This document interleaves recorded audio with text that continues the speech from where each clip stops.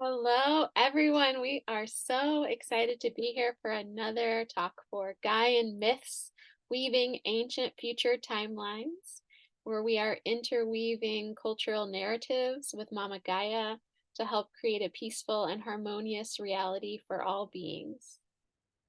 Many of the ancient ways and myths of times past are resurfacing today because they teach us how to live in a co creation on this planet with each other and all beings. As we share these living stories, we remember our sacred purpose and place in the tapestry of all life.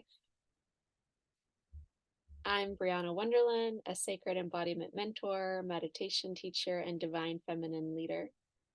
And I'm here with Zahra Indigo. Zahra received her master's degree in eco psychology from Naropa University and is a master certified professional life coach. She is a Sufi murid or initiate and a minister of walking prayer. As a priestess of the ancient Egyptian goddess Ma'at, she serves truth in every way she is able to perceive it. With an endless entrepreneurial spirit, she owns and operates Sacred Witness LLC, the parent company of Blue Lotus Alchemy, Sacred Witness Pilgrimages, and Truth House Press.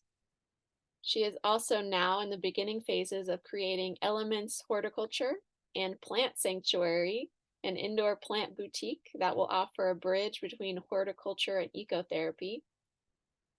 Zahra is a sacred witness to the unfolding complexity, beauty, and mystery of this existence.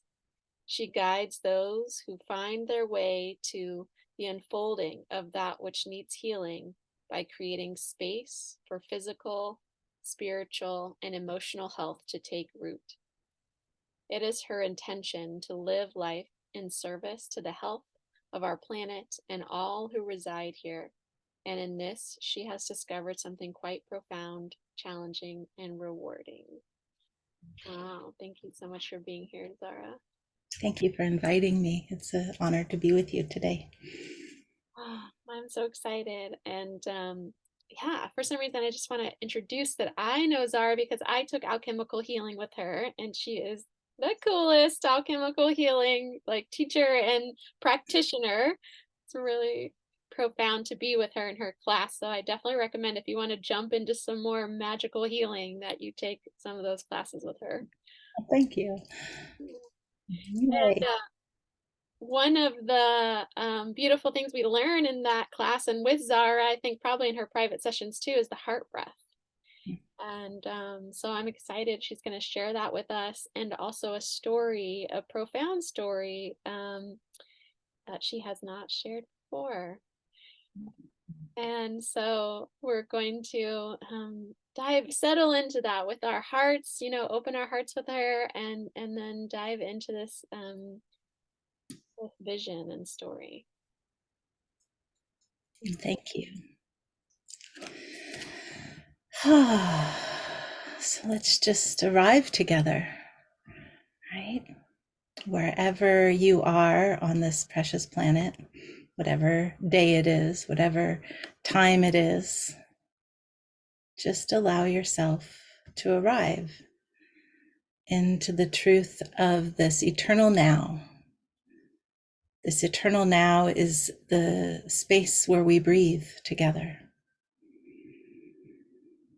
From the moment we are birthed from our mama's belly until that moment when our last breath leaves our body, we breathe in the present tense. We don't breathe yesterday, we don't breathe tomorrow, we breathe right now.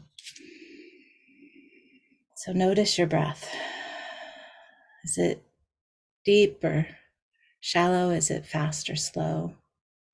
No judgment, no expectation, just noticing. Feel as the air moves past your lips into your lungs. Your shoulders rise. Feel as the air from within you moves out through your mouth into the world around. Your shoulders relax. In and out, we breathe. What is true about this beautiful breath we breathe is that it is a reciprocity between all of life. Every breath we breathe in, someone else has breathed out. Every breath we breathe out, someone else has breathed in, whether animal or plant, whether current life now here on planet Earth or the ancient ones or the descendants, we all breathe the same breath of this beautiful biosphere.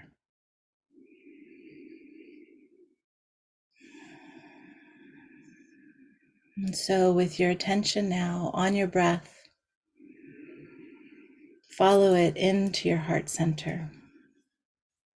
What is true on a physiological level is that each breath we bring in the gases, the oxygens that our bodies need, and it exchanges through the walls of our lungs, and our heart then takes that oxygen in the blood and it carries it through our bodies.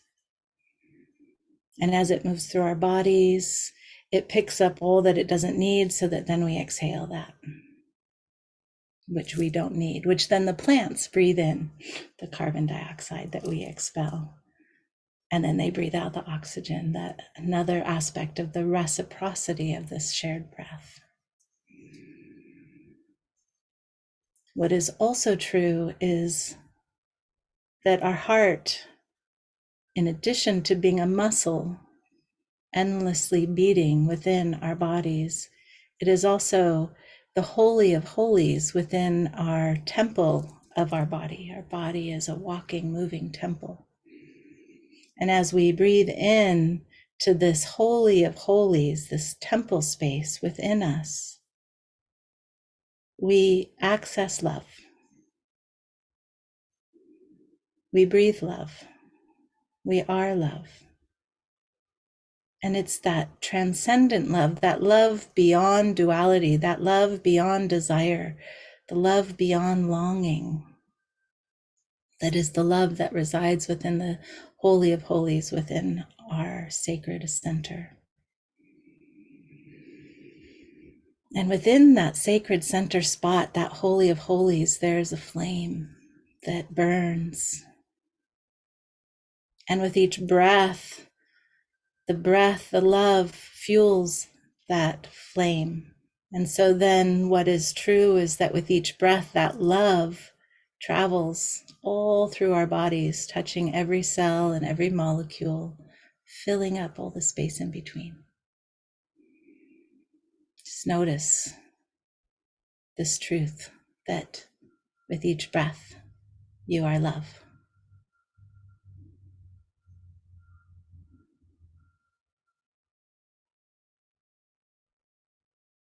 Now bring your attention, while holding attention on your heart and your breath and the heart flame and the love, also bring your attention to the earth.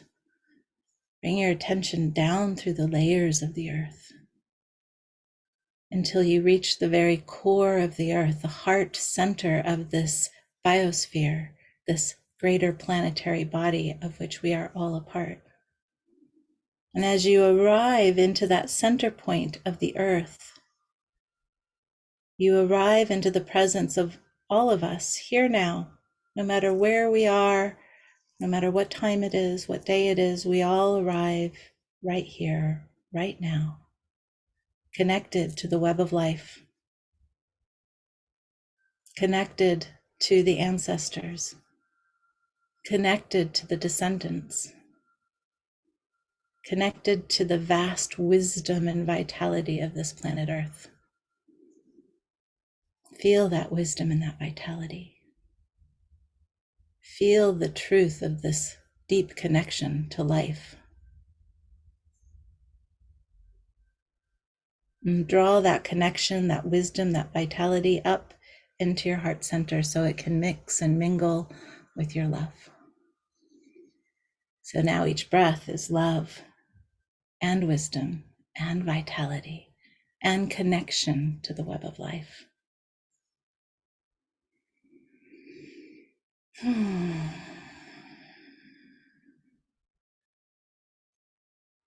Now, while holding that connection to yourself, to the earth, allow your attention to rise up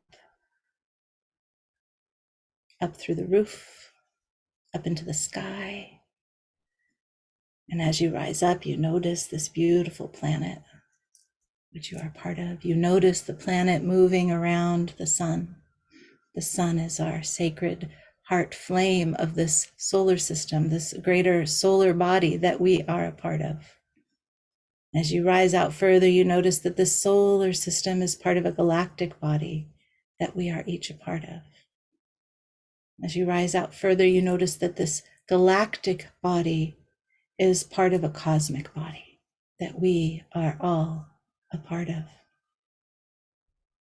And somehow, no matter how far or near you arrive into the heart center of the cosmos, where you are connected to every one of those galaxies, every one of those solar systems, every one of those stars, every one of the planets and moons, the asteroids, the vastness that is the cosmos. And you are connected to the deep, deep creative intelligence of this cosmos.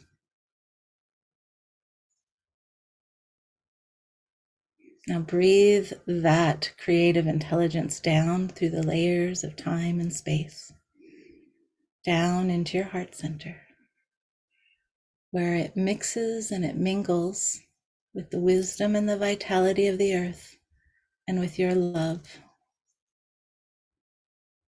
And so now with each breath, like a billow, you breathe between earth and sky, arriving totally and completely here and now, in this moment. Each breath bringing you to this moment, and this moment, and this moment. And so it goes. So taking one more deep conscious breath, well, many more after that, but one really deep one. Bring your attention to your fingers and your toes and your body. Bring your attention to your face. Allow a smile to come to your lips as your eyes open if they're not already.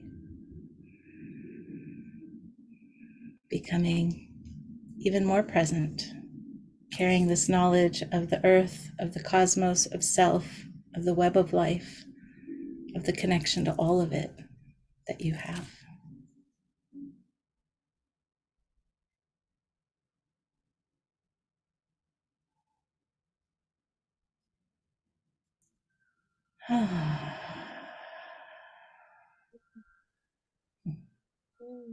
Thank you, Zahra.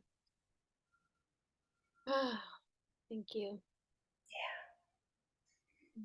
Thank you. Thank the earth. Thank the cosmos. Thank our precious heart. Yeah. Oh my goodness. Yeah, it feels so poignant to tune in there when so much is going on in the world, and you can feel like your heart can get a little squished sometimes and really need that expansion in there to to remember and to connect into. Yes. Oh. Yes. Yes. And while we're there, just letting everyone be there in your heart space as we tune into Zahra and this beautiful vision and story she's going to unveil with us. Well, thank you for inviting me to feel that this is the moment to share this story. I've only shared it with a few people. It is a new story that I experienced this year, in the beginning of this year in March, and it's living very deeply in me. So it's very precious. And there's part of me that is like, oh, but every flower bud has that moment when it needs to open. And so this feels like it's been a bud, and now the petals of that flower are beginning to open for whatever it may speak to you, each of you who hear these words. So I've written it down and I'm going to read it. I just would like to share that piece with you so that I, in my kind of nervousness of the petal unfolding, that I don't get caught up in that nervousness, just to honor that preciousness and the nervousness that comes from that. I don't normally get super nervous, so it's kind of perhaps even refreshing a little bit to feel that kind of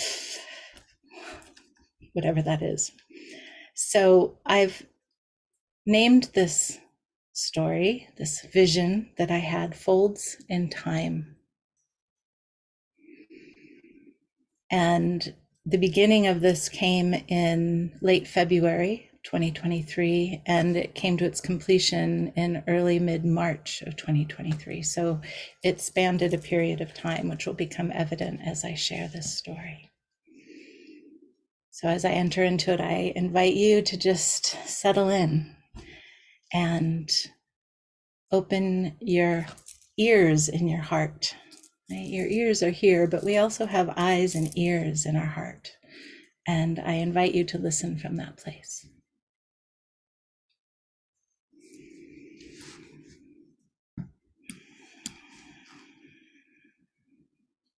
The preparation.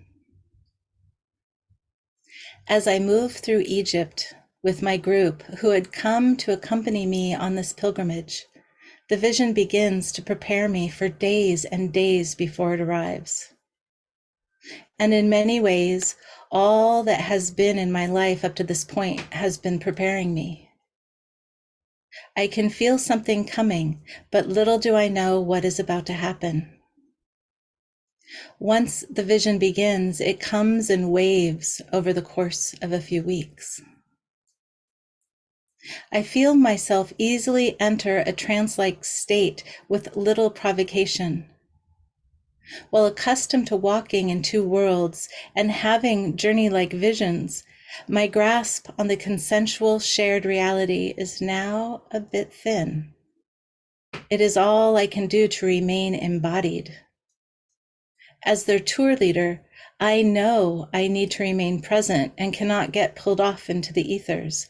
I must keep my feet on the ground, my mind alert, and my heart open. The woman with the blue scarf. On one of the last days of the main pilgrimage, we come to Old Cairo, where there is a strong Coptic Christian community and many old small churches. Within one of them, it was said that Mary and baby Jesus stayed, seeking sanctuary. As we enter the area, I begin to feel the ground shake and the world spin around me. I know that I need to sit still. I need to be in solitude, at least as much as possible, given the tourist nature of the area. I ask my Egyptian guide to take the group into the churches without me. I find a spot to sit and to wait for them. I close my eyes. All around are the sounds of the tourists talking and the birds singing. The sun on my face shines red through my closed eyes. Still spinning and shaking, the red darkens as if a shadow blocks the sun. I think one in my group has walked up, obscuring the sun. Yet as I open my eyes, no one is in front of me and the light is bright. My eyes close once again. The shadow remains and begins to take shape. There before me is a woman with a scarf the color of the deep blue sky gently draped over her head. She has a deeply serene presence. Her eyes are like dark pools of ancient wisdom. She exudes nurturing, loving concern. She feels like the archetypal mother. She sits to the left of me, and as she does so, the red of the sun on closed eyes returns. I feel her warmth next to me. I feel her leg touch mine. I feel her hand land softly on my left thigh. With her touch, the ground stops shaking, the world stops spinning. Total peace washes over me. Though she says no words, her presence is deeply profound and comforting. And I know in my very core that she is somehow preparing me for what is yet to come. I feel the impulse to open my eyes. As I do so, the presence of the woman with the blue scarf dissipates, yet she leaves an expanding warmth in my heart that I feel every time I bring her into my awareness. I look up to see my group walking towards me.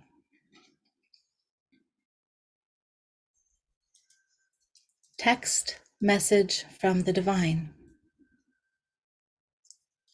With the main tour complete, and half of my group now traveling back to their homes, a smaller group joins me on an extended adventure to Siwa Oasis in the Great Sand Sea at the far northwest of Egypt.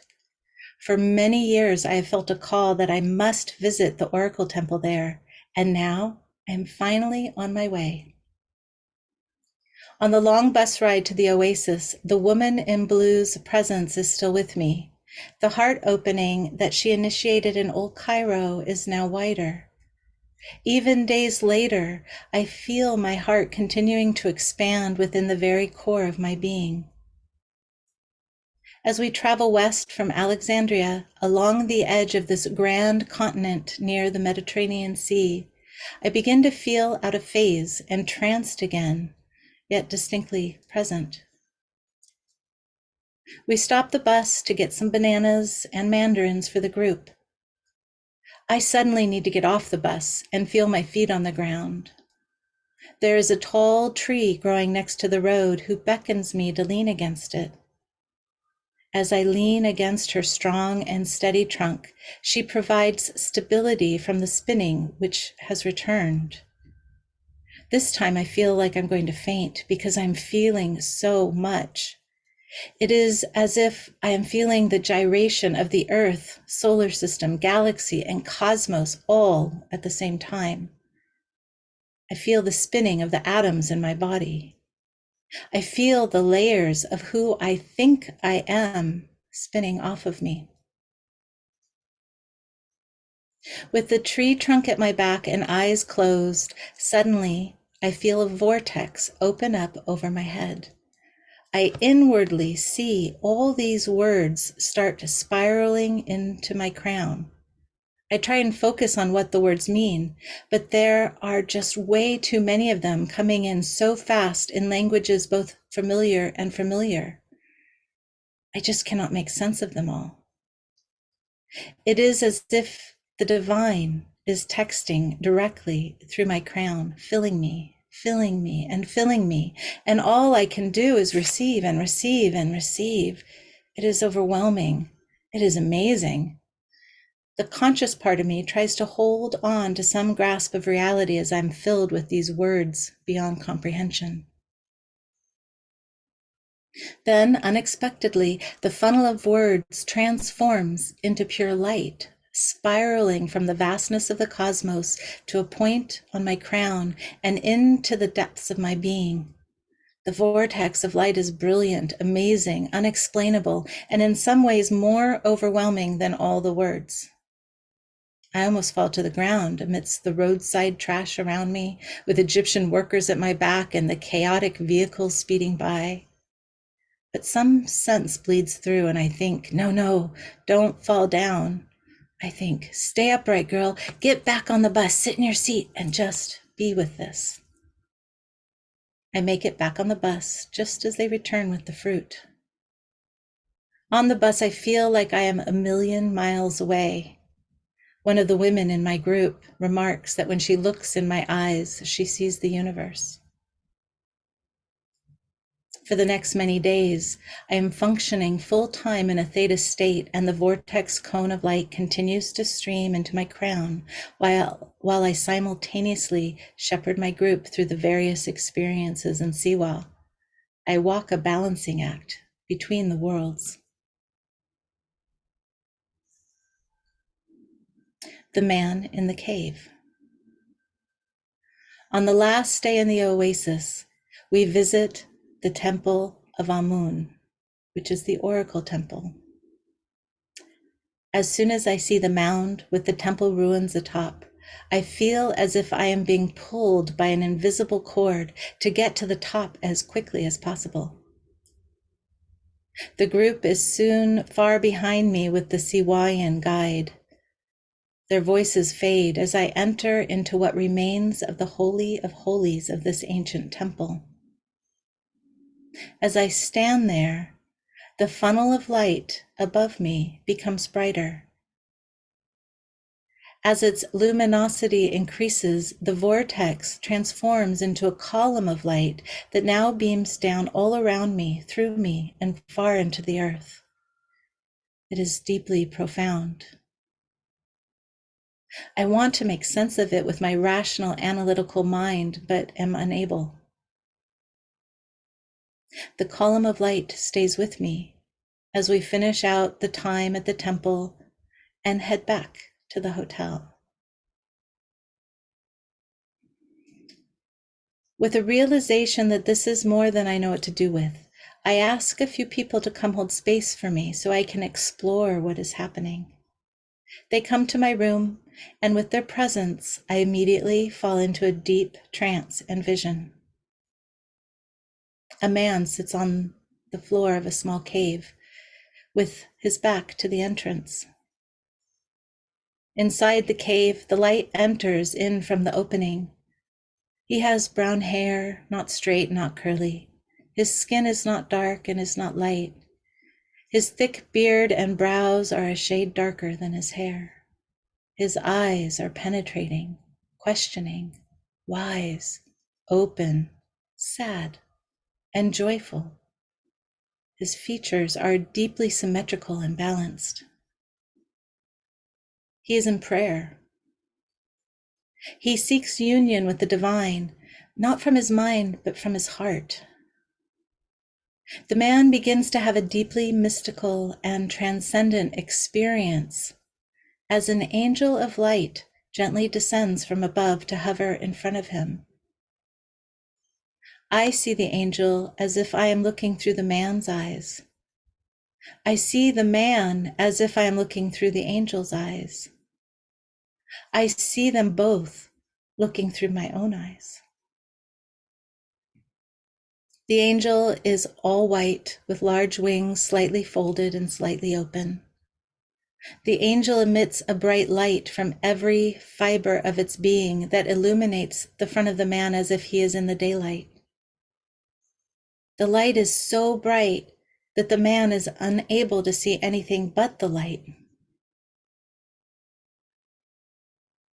This vision of the man and the angel continues to shift many times as I witness various points throughout the man's life. However, for now, this is not the time to share all that came through with the man's life. What is important to know is that every point that I see of his life, I later confirm to be the truth of what happened around 1500 years ago. Then the vision shifts completely. The children with the translucent green eyes. The vision takes on a new quality. The angel, the man, and his life are not there. I now walk through the hot, dry desert. Loose sand slips under my bare feet. The heat of the sand overwhelms the soles. In my arms, I carry a large, heavy branch that is dry and old with age beyond knowing, older than the man in the cave. The tree it came from has long since passed into memory, yet this one branch remains. I am unaware of how it came into my arms. With each step, the weight of it gets heavier. It is a burden to carry. Though I want to, I cannot set it down, even though my arms ache. The way is difficult. I am tired. My back is strained. Large dunes rise seemingly infinitely behind me. The tracks of my footprints disappear as the sand trickles into the cavities left behind from my passage. With the ups and downs of the dunes now past, the sand has evened out. I notice a glimmer ahead. The loose sand becomes cooler and firmer. A slight tactile sense of moisture eases the burn in my soles from the sun fiercely baking the desert lands. The ground becomes harder as water and sand combine. The cool, saturated sand is so much easier to walk on. The glimmer becomes a large body of fresh water. I cannot see the opposite shore. My steps stop at the edge of the calm water that now gently laps over my grateful feet. Still holding the large branch, I stand waiting. For what, I am unsure. My attention is drawn to the right. A short way along the waterline stands a boy and a girl, maybe 9 in age. They seem to be waiting for my arrival. They walk up to me and instruct me to lay the branch at the edge of the water where I stand. Whereas I could not before, I am now able to easily set it down, and the dry wood eagerly absorbs the water. My arms feel light like a dandelion seed that catches a breeze. I am able to stand taller without the branch's weight pulling me towards earth. With translucent green eyes, which are almost like sea glass, they look deeply into my eyes, into my heart, and into my soul. There is a peace about them and a wisdom that is far, far beyond their age. The girl takes my left hand and the boy the right. They lead me in the direction from which they had come. As we walk along the water's edge, signs of life begin to show, with tall grasses growing in the sand. We soon come to a narrow path which leads up a grassy dune. At the peak of the dune, ahead appears a forest of majestic old trees who tower into a deep blue sky. The path leads into the dim of this ancient grove. The sunlight dapples through the high branches and scatters on the ground. The ground is covered in duff from eons of tree particulate falling and gathering. The path is cool and soft under my feet. This place is a stark contrast to the barren, hot sands of the desert. After walking under the canopy for an undetermined distance, we come to an opening in this ancient forest. There is a small, simple wooden hut without any significant decoration. Leading me inside, there is one tidy room with a hearth and a small wooden table with 3 chairs. There is a soft mat with warm covers on the ground. They express that this is their humble home for which they are very grateful. They share that they live here with their mother who is not here. They do not say where she went, when she left, or when she is to return. They invite me to lie down on the mat and to rest after my arduous journey to get here. They each sit down on either side of me. Gently, they move the hair away from my face and rest their hands on my shoulders. As I lay on this mat and feel the solid foundation of the ground, I feel my entire body relax. I feel safe and curious. They impart that they are so glad I have come. They say that so much has changed since my time. The world is very different now. There has been much difficulty, disintegration of world systems, and demise. There are less people now, and the life force of the planet is still healing.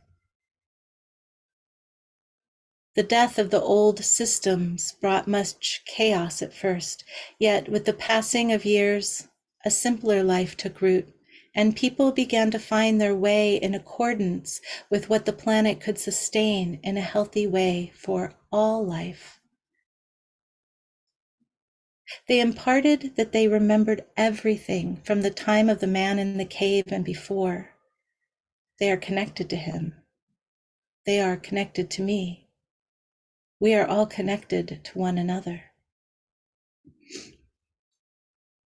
As I lay upon the children's mat within their hut, I enter yet another vision deep within this vision, where I am shown a timeline with the cave and the man and the angel at one end and the children in the hut at the other.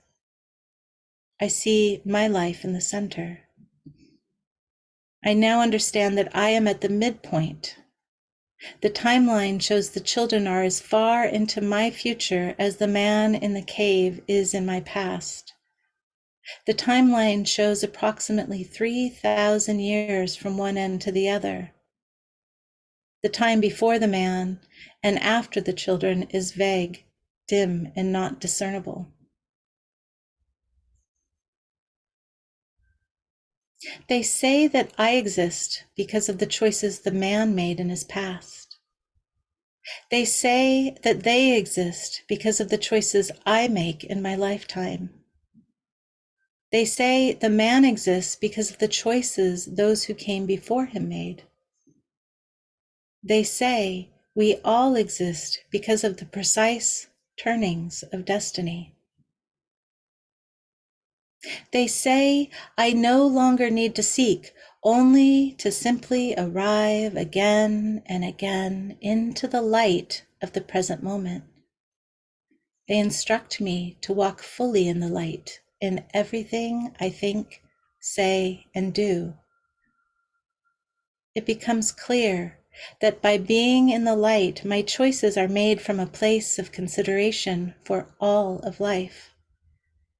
And in this way, everything I do will allow all that the children need to become who they need to be. I vow to them that I will walk in the light.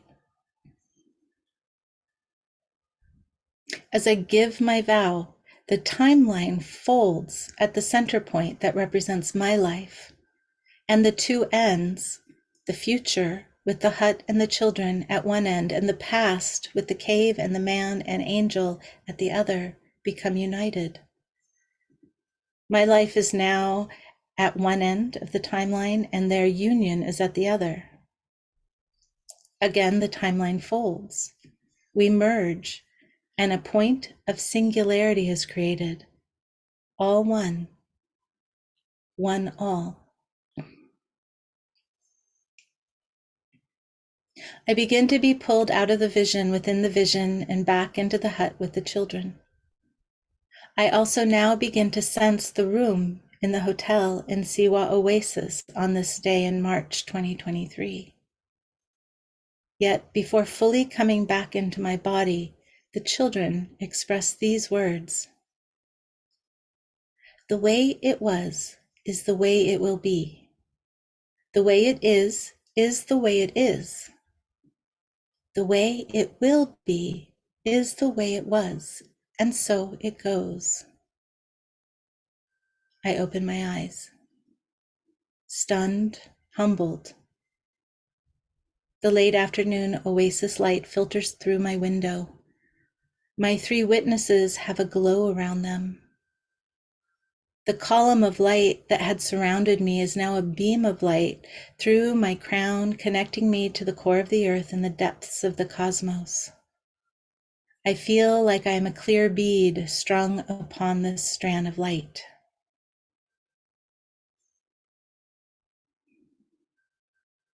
It continues. For almost 2 weeks, whenever I close my eyes, I continue to see glimpses of the man and his life. I witness the children moving about their life, though now it is more as if seeing them through a veil rather than being there with them. It is comforting to know they are there. The day I return to the States, the visions subside. I feel myself move back into my ordinary consciousness, yet now I carry with me the truths within truths I was shown. A prophecy foretold. It has been said that Aset and Asir, also known as Isis and Osiris, will one day come back together again. When I recently heard this from one of my teachers, I got chills, and the children with the translucent green eyes immediately came to the front of my awareness. Are they the reincarnation of these ancient ones? If yes, then the folds of time are greater and deeper than I initially realized, and their parting message somehow makes even more sense. The way it was is the way it will be. The way it is the way it is. The way it will be is the way it was, and so it goes. A beginning in the middle of the end. The mystery and light of it all now unfolds as I move forward moment by moment in my current timeline. I now know with every fiber of my being that every one of my actions affects the lives of all who live between now and the time when the children who will breathe their breath 20 generations from now live, and even further beyond their lives. So with all of this, I keep arriving into each new day. I keep paying attention to what I am called towards. I keep learning. I keep wondering and hoping and praying and choosing the best I can. I keep my connection to the light that moves through me. It seems it is all I can do as I live in a time in my life where I feel I exist in a paradox state of knowing and not knowing simultaneously. There feels to be something more pulling me, as if I am being prepared, and all this is just a beginning in the middle of the end. I am deeply humbled and mindful of my actions, knowing in my bones that I am an ancient descendant and a future ancestor.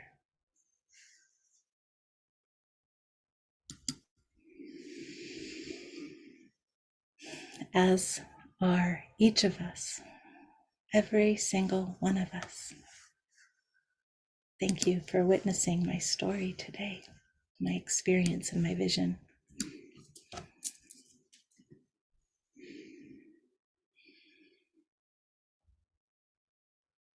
I'm just breathing that in with you, Zahra, and thank you so much for sharing it to us in that way as well. That was so complete and mysterious at the same time.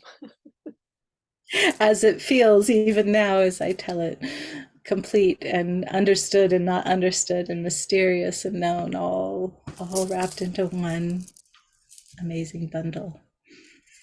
Wow.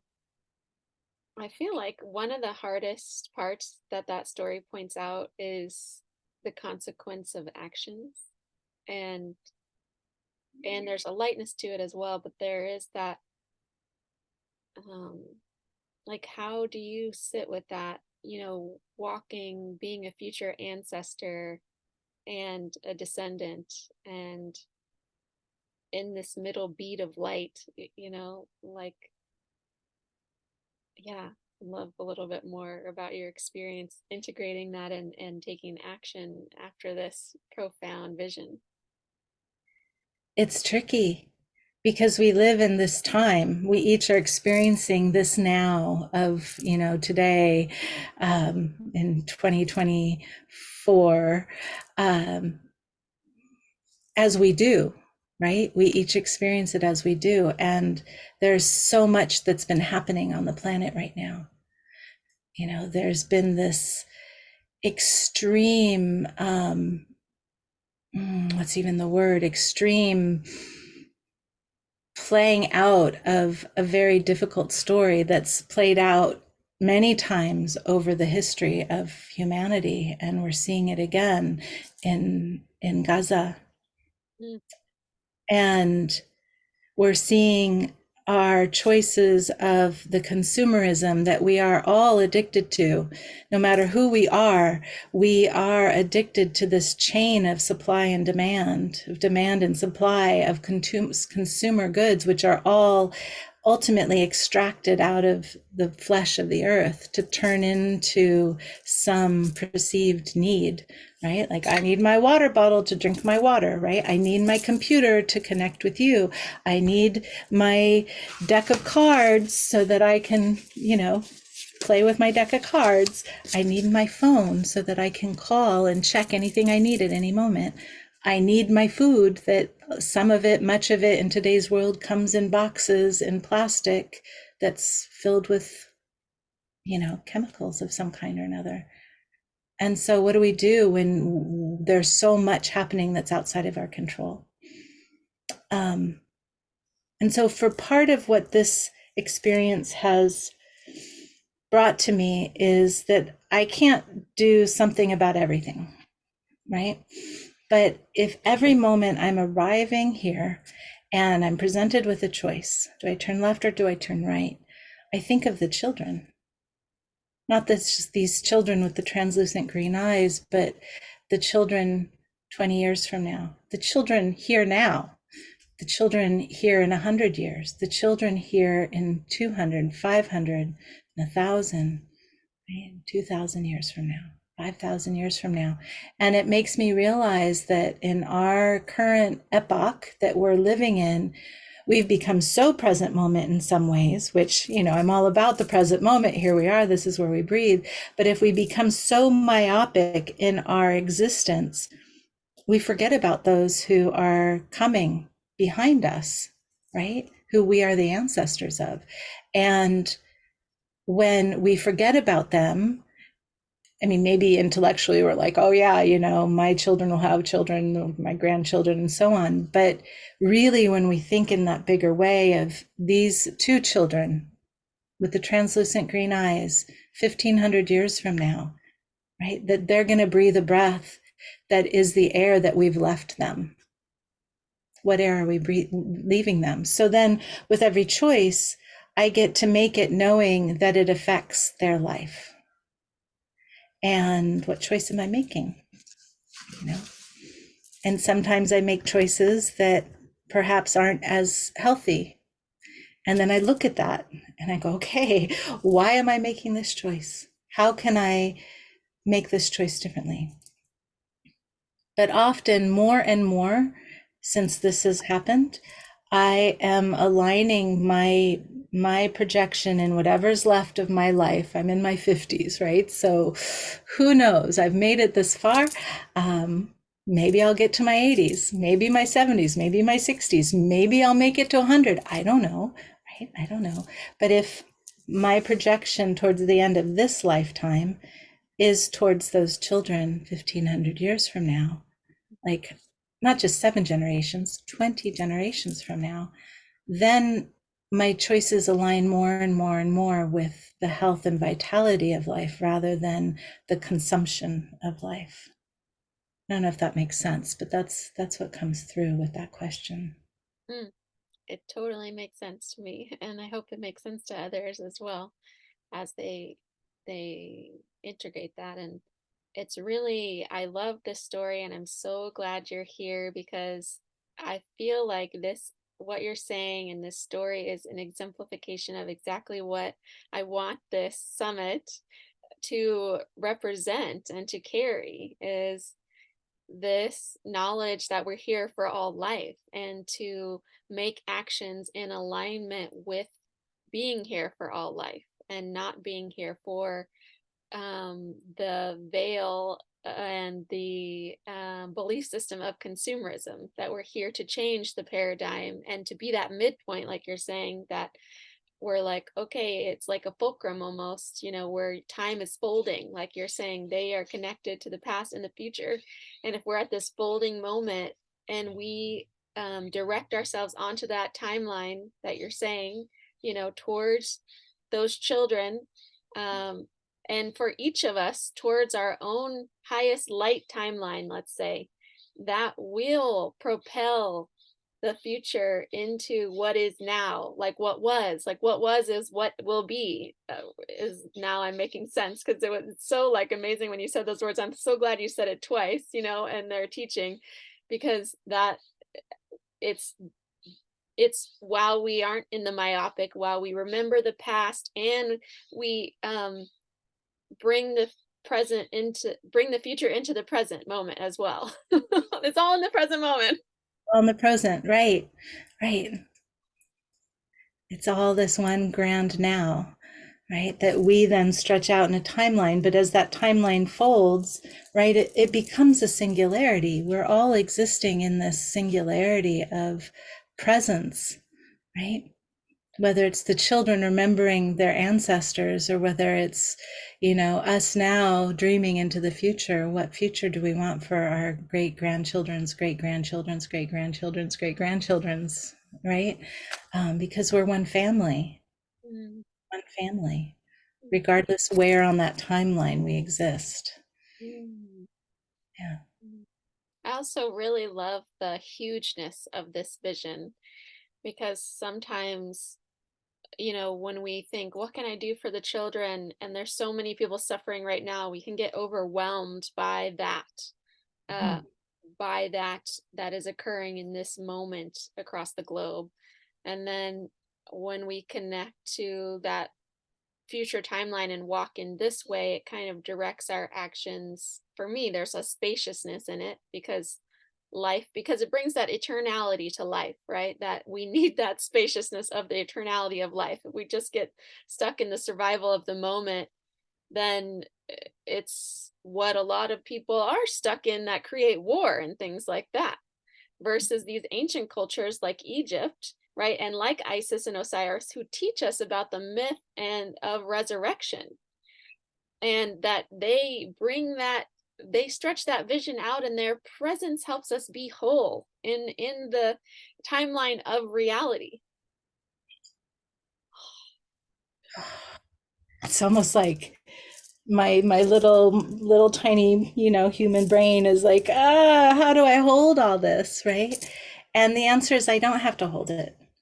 I just have to hear it, to feel it, to know it, to live it, and to walk it, and to, again, I bring it back to choice. What am I choosing? What are you choosing? What are we choosing collectively? Something that is difficult and profound and important, I think, of what the children shared with me is this truth that systems disintegrate. Mm, And if you look backwards 1500 years, so many systems have disintegrated. If we look backwards even further, 3000 or 5000 years, so many systems have risen and fallen, right? This is a truth of civilization. And I believe that we're at a disintegration point. And in the personal life, it's like, oh, what am I going to lose? What's going to be taken away from me? Well, of course, I have a right to have children. I have 2 children. I would like to be a grandmother. I don't know if I will be a grandmother, right? This desire, this drive, this truth of human procreation. I want there to be the children 20 generations from now. But they also said that there are less people now. mm, There are less people now, and the earth is still healing from what we're doing now. It's still healing. And so then that really brings me into a place of humility, of humbleness, of like, wow, right? Wow. I've come to believe, I don't know if it's a belief. Yeah, it's a belief that the earth has a life force, right? And the life force is a certain amount. And there can be more humans and less animals. There can be more animals and less humans, right? So the more of us that there are, the less of the rest of life there is. And consequently, the less of all the rest of life, plants, animals, the fishes in the sea, the trees of the forest, the bees, the insects, right? The war on insects to kill them, they're an essential part of the life force of the planet, but we don't like them because they eat our crops or they do whatever. But the less of them and the more of us, that creates an imbalanced life force system, which inevitably is going to bring itself into balance one way or another. And we are at that folding point or tipping point or, whatever you want to call it. And so we're already seeing the consequences. We're seeing the change in the weather. We're seeing the rapid and destructive fires that are hitting all over the planet, especially where I am here in the Pacific Northwest. They've wiped out the old forests and they've planted monocrops that aren't resilient to the fires. And so the fires come in and rage. We're seeing flooding on unprecedented scales. We're seeing just this extreme of so many things, extremes of opinions, even taking it to the human reality, right? And how do we hold space for it all? How do we arrive? How do I see the horrific things that humans are doing to other humans and stay kind, stay heart-centered? I think that's one of the lessons that Aset or Isis teaches us, because when we look back past the man in the caves timeline, back, past the new and the middle and the old kingdoms of Egypt, back to the beginning when these 5 children were born onto the earth. The father is earth, the mother is the sky. The sky is Nuit, the father is Geb. And the children are Isis and Osiris, and Set and Nephthys. And there's a Horus, a hawk. He chooses not to come to the earth, but to stay in the sky with his mother. And so here, Isis and Osiris are given the green lands, right? Osiris is like the first farmer, and every step he takes, green grows around him, right? He's abundant in his ability to grow earth. And Isis is the mother, right?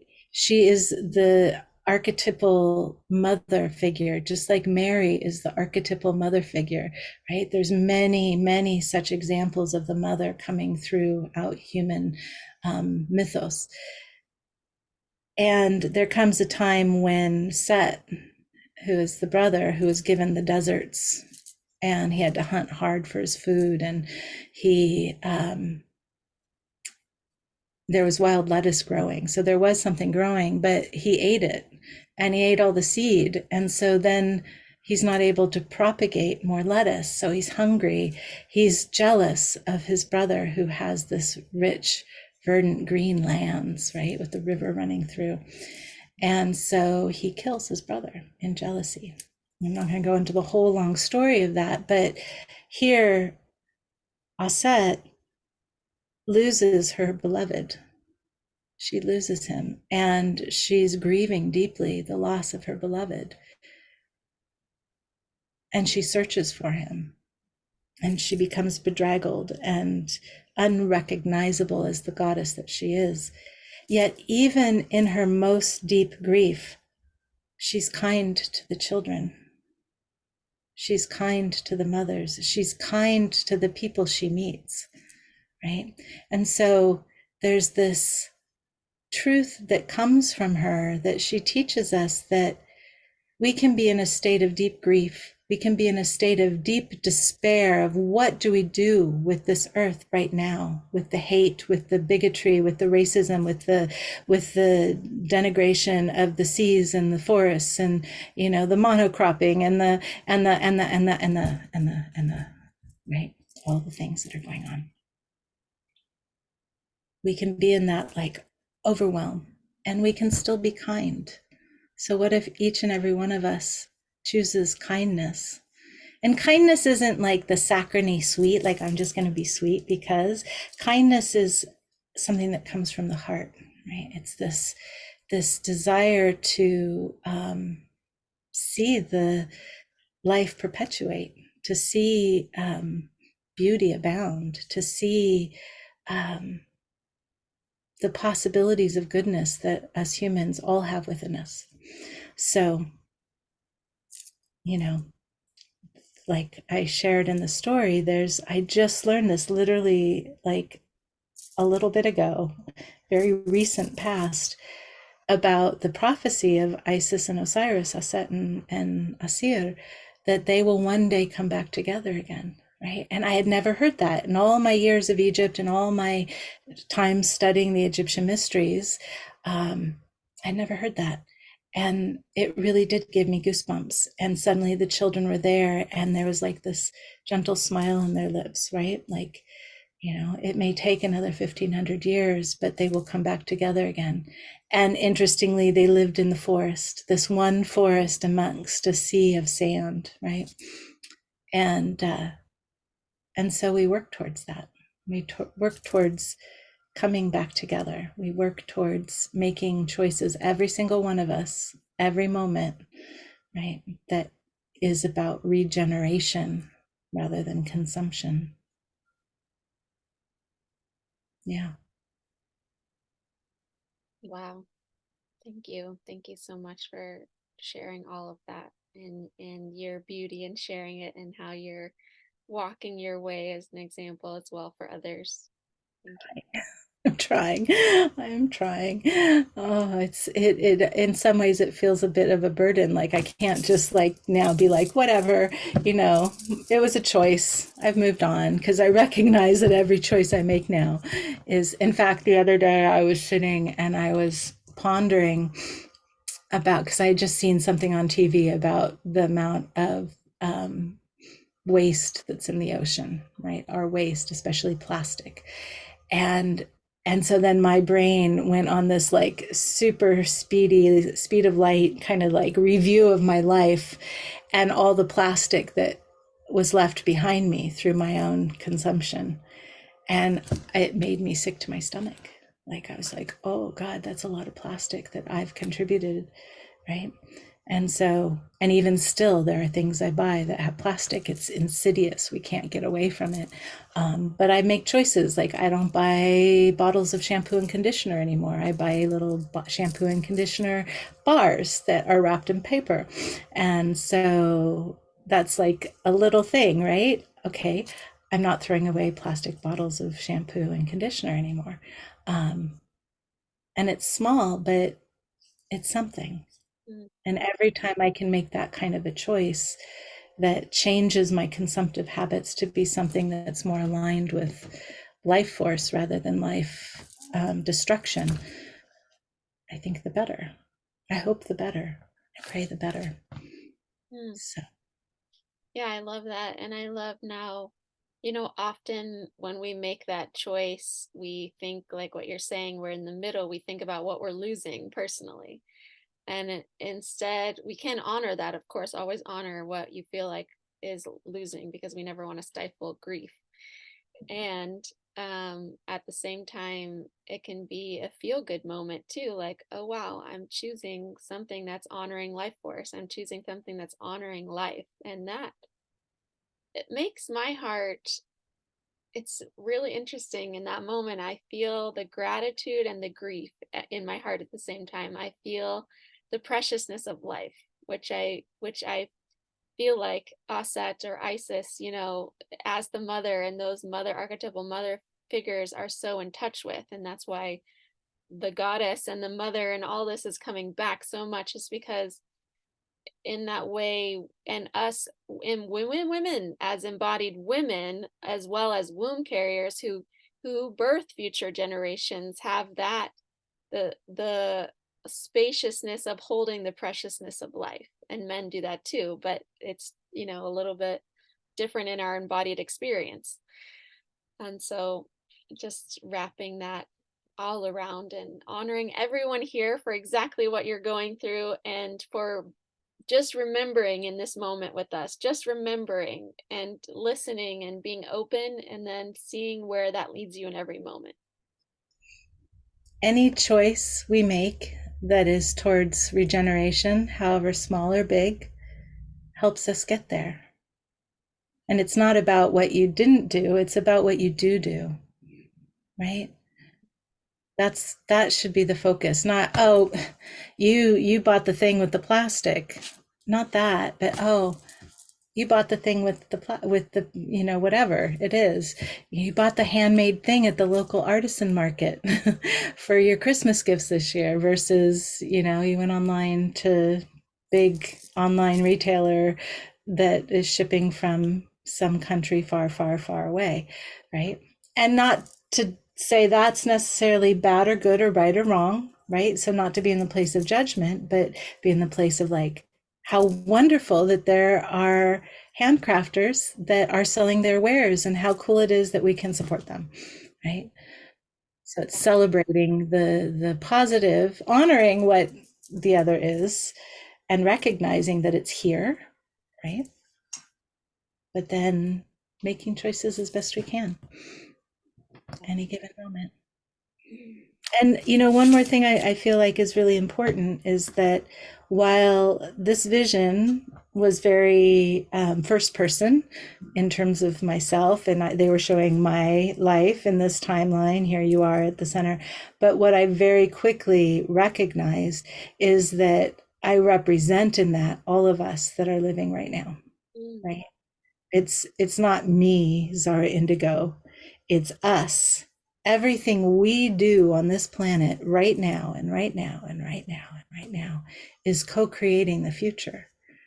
Everything. We are collectively weaving the future. And much of it is out of our control because so many of us are making choices right now, right? There's someone making choice in India right now. There's someone making a choice in Russia right now. There's someone making a choice in Denmark and in Iceland and in Canada and in Brazil and in Hawaii and in every place there's a human, there's a choice being made. So I can't control any of that, but I can control my choices. I can invite us who's hearing this to control our choices, right? What choice are you making? What choice do you want to make? And why? Right? And why? And then there's those two children with the translucent sea glass eyes who are watching us through the lens of deep time,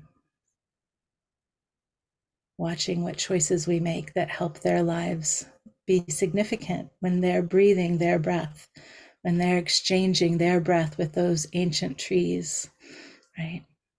So,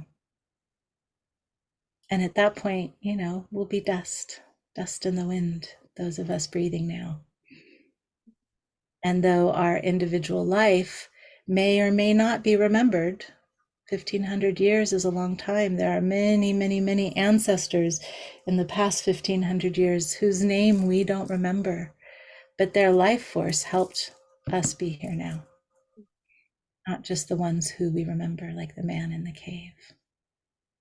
Mm. Yeah, so beautiful. Thank you. Yeah. I'm wondering if we can end with that last couple lines that they said. Sure. Let me bring it back up.